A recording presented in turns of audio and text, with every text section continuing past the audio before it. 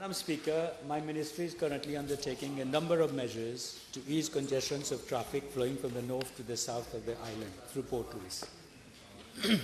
Two approaches have been adopted. The first one is managing vehicular traffic within Port Louis through the construction of a grade separator junction at motorway M1, what we call the Descamps entry, and a third lane along motorway M2 between Rochebois and roundabout and the Jingfei roundabout. These projects are expected to be completed in a few months. For Descamps is December, and for Jingfei it is March. The Road Development Authority is also working on the design of a flyover like the one at Descamps, which will be constructed at Aidé.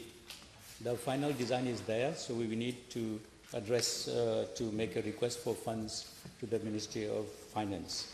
The second approach, Madam Speaker, is distributing vehicular traffic to and from Port Louis through additional avenues with two ongoing construction of grade separators at Phoenix, at Pontfair, Jumbo Daulat roundabouts, and the A1M1 link road.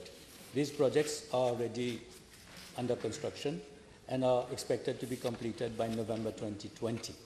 Furthermore, it is planned to embark on the upgrading of the Eben flyover and the construction of a flyover at Hillcrest, and both these flyovers are expected to be completed in year 2020. Consideration will also be given in the future for the construction of Ring Road phases 2 and 3. This will provide a strategic alternative access to allow traffic to enter and exit Port Louis and alleviate congestion along motorways M1 and M2. It is expected that with the completion of remedial works along the Terre Rouge-Verdun link road, the road will become more attractive to traffic going from north to south. As regards to the Ring Road phases 2 and 3, the preliminary technical designs have already been done, and we are now seeking the possibility of funding from different quarters. Madam Speaker, with the advent of the Metro Express as from September next, the whole transportation landscape will change and new traffic patterns will emerge, with traffic being made more fluid. On the other hand, the traffic modeling unit, which has been set up with the assistance of the Korean Expressway Corporation, is looking into traffic solutions at various important junctions along the main corridors, especially those interfacing with the metro line, and a formal request for assistance has been done to the South Korean authorities for the setting up of a traffic information center for Mauritius.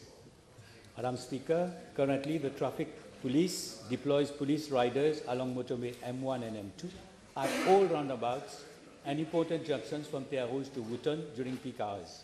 Heavy goods vehicles are also prohibited to use the motorway, and road users are also informed about the traffic situation through InfoRoute and a mobile operation application known as Smart Traffic.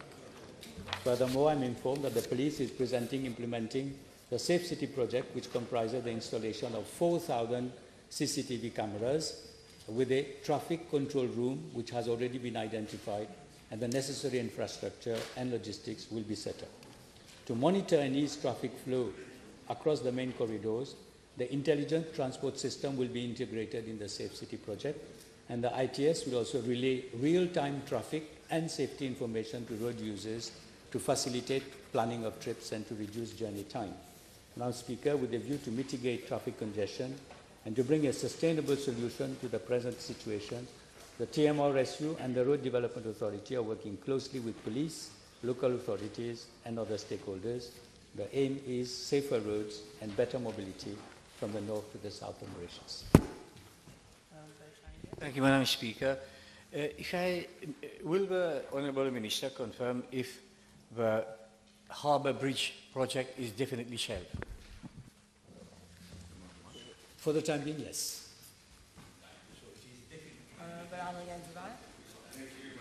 Is the Minister aware that in front of the meat authority from the north to going to Port Louis, there is this entrance every single morning? Cars, taxis park in front of this, so they block the entrance, and delivery vehicles.